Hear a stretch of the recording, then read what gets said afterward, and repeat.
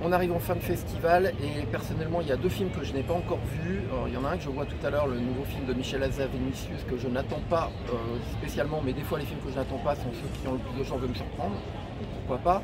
Et il y en a un que j'attends dès et que je n'ai pas pu voir jusqu'à présent, Bird. Je suis même pas sûr que je vais pouvoir le voir, il est rediffusé après-demain, demain pardon. Là je suis très canois parce que je suis très décalé comme tout le monde. André Arnold a un cinéma que j'aime bien, donc probablement qu'il aurait été dans mon palmarès. D'autant plus que la compétition n'avait pas beaucoup de films féminins avec un point de vue féminin, et André Arnold a ce point de vue. J'y reviendrai dans un article que je compte faire. Le cinéma qui a été proposé cette année est assez particulier d'une manière générale. Il ne va pas vers l'émotion, il n'est pas très sensible, et les films se sont quand même se sont répondus pour certains, et j'y reviendrai de manière un peu plus approfondie. Alors je vais essayer de faire un palmarès qui serait le mien, parce que ce ne sera pas celui du jury. Je donne la Palme d'Or à Mohamed Rassoulov, même si c'est un film sur lequel j'ai personnellement de grosses réserves, notamment psychologiquement, je n'y crois absolument pas. J'ai aussi des réserves sur le dispositif global, mais malgré ces réserves, le film a des moments très forts et il a un sujet politique avec lequel je suis totalement en phase. Il n'y avait pas beaucoup de films politiques, il y en avait quelques-uns mais qui étaient plutôt ratés. Par ces composantes-là, pour moi c'est Rassoulov qui mérite la Palme d'Or pour l'instant. Sinon je vais parler de All Imagine As Light, qui est un film poétique et féminin, et qui est aussi une déclaration d'amour-haine à une ville, Mumbai, une ville où il y a beaucoup de lumière. Et dans ce film-là, il y a beaucoup de poésie. Poésie qui a essayé de viser également Sorrentino, qui est un film qui est décrié, parce que là il a un point de vue clairement masculin lui. Pour autant c'est un beau film, je comprends qu'il puisse déranger. Il y a beaucoup de gens qui sont choqués justement par ce point de vue masculin. Ça m'a personnellement pas dérangé, parce que Sorrentino, je ne m'attendais pas à ce qu'il fasse autre chose que ça. Il a fait son cinéma et pour moi il l'a bien fait, techniquement parlant, son image est belle et il a un vrai sujet et il en parle avec sincérité, mine de rien.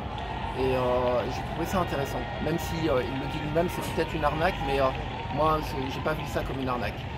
Dans mon palmarès, je donnerai aussi une place à un film qui m'a beaucoup déçu, mais que j'ai beaucoup aimé techniquement, et c'est un réalisateur que j'aime bien, Serebrennikov, qui s'est attaqué à un bouquin que j'avais adoré à l'époque, Limonov, et je trouve l'adaptation ratée. Donc vraiment l'adaptation, je la trouve à côté de ce que le bouquin est capable de nous transmettre et de toute la dimension épique qu'il peut y avoir et toute la dimension fascination vers le personnage. Normal, Serebrennikov n'aime pas Limonov et voulait nous montrer qu'il ne l'aimait pas, mais certains ont cru comprendre qu'il l'aimait bien, donc il y a un petit problème à ce niveau-là. Je vais parler également d'un autre film qui personnellement que j'ai trouvé très bon, le film de Karim Enouz, qui est un film qui est dans un genre très différent. C'est une proposition assez forte, assez radicale, qui peut choquer, qui peut déplaire surtout, mais que personnellement j'ai trouvé très inventif et très maîtrisé dans ce genre, qui est un genre qu'on voit chez Claire Denis notamment, qu'on voit chez d'autres, même chez Gaspard Noé. C'était un propos assez provoquant, et pour autant avec un regard très de documentariste sur un territoire. Et j'ai aimé ce mixte assez improbable et de mon point de vue réussi.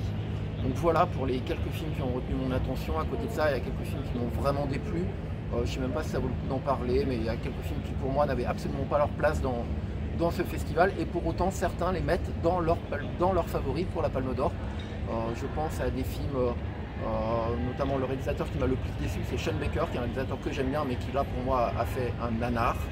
Et j'ai été déçu également par un film qui a commencé par beaucoup me plaire, Caroline Forja qui a fait The Substance, qui commence très très bien esthétiquement, c'était très intéressant, mais ensuite le film il s'englue et il termine par quelque chose qui est très enfantin, une grosse farce à laquelle je n'adhère absolument pas. Donc vous les retrouverez dans beaucoup de palmarès, mais c'est pas mon genre, c'est pas mon genre de cinéma, et forcément je suis un peu plus subjectif, et donc ça n'est pas dans mon palmarès à moi.